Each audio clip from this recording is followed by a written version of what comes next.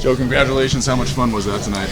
Yeah, it feels good to be back on the win column. It feels like it's been months and probably has been, but yeah, good outing all around. Threw a lot of strikes, introduced a new pitch we worked on this week. Good defense behind me, good hitting early in the game. It was a pretty good game all around. What was the new pitch that you worked on? Just more of like a gyro-y type slider, similar to what Cease throws. Something that I feel like I can get in the zone a little more and be more aggressive to the edge. The sweeper's been really hard for me to kind of glove strike on the outer half. So I was able to use the traditional slider as more of a strike pitch and maybe just off the edge and then open it up a little bit more with the sweeper. So yeah, good mix.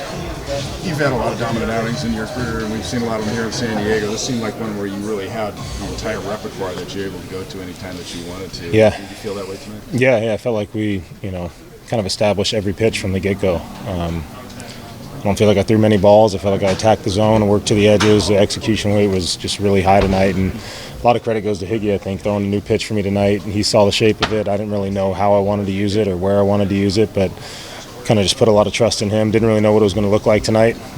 Looked good in the pen, but it's always a bit different in the game. So put a lot of trust in him and just kind of followed his lead. So, yeah, he called a great game. As far as your progression goes, it feels like it's just gone as good as you could possibly expect in terms of the pitch count rising, how you're feeling out there. Yeah. Next time out, I'd imagine no limits on you. Yeah, I don't know how many pitches I threw tonight. I feel like I was somewhere in the 70s, maybe up into 80, but we're looking at like 90 pitches or so, 85 pitches. The 7 ups is really big for me. That's usually where I tend to struggle is, the more ups during the course of a build-up. But I felt good. I think that play at the end of the 6 kind of gave me a little jolt and, gave me that little adrenaline boost to get back out there and feel strong for that 7. So I don't know what the next one will look like. I mean, I'm probably still somewhere around 90 pitches, seeing as I only threw 75 or 80 tonight. But, pretty close to no leash. Got to ask you about that play. That was just incredible. One of the best plays you feel like you've made as a pitcher, and how fun was it to execute? Yeah, I mean, it's tough. Those plays are tough because you got your back to the runner. I don't know how far down the line he is, how hard he's running. It's kind of a tweener play. Me and Jake talk a ton about, me getting over, and I told him I'll always be at the bag on anything your way, so flip me the ball, I'm going to be there. So part of me was thinking he was going to go after the ball and let me have the bag. I just, as soon as it got past me, there was a little bit of hesitation on whether I should cut to the bag or keep following the ball. I just kind of glanced and saw him at the bag, so more instinct took over at that point. But I've always felt like I'm pretty good at handling my position, and that was one of my funner plays.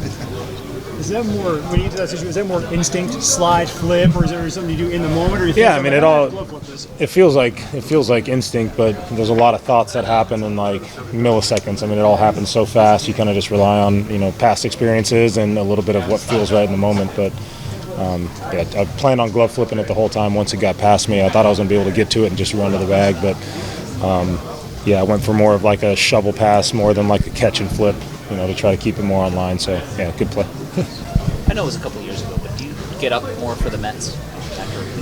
Not necessarily. I mean, because they're a good lineup, yeah. But I don't really hold anything about, what happened a few years ago in the playoffs.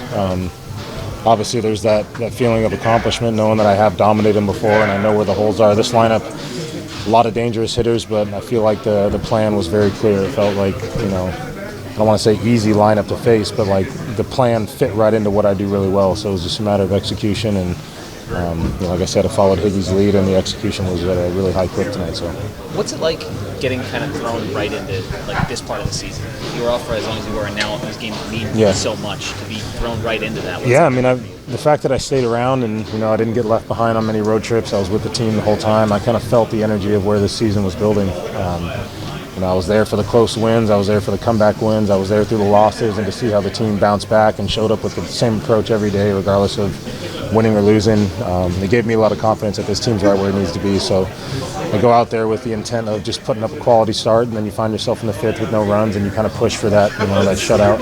I think getting deeper into the game tonight was big for us. In a 4-game series, not showing an extra arm in the bullpen is going to pay off for us down these next 2 games. But yeah, it's fun getting thrown. These are the best games to play. August, September is the most fun, baseball you'll see all season until you get into the postseason. So I'm glad I feel healthy, glad I'm, pitching well, and glad I'm able to contribute.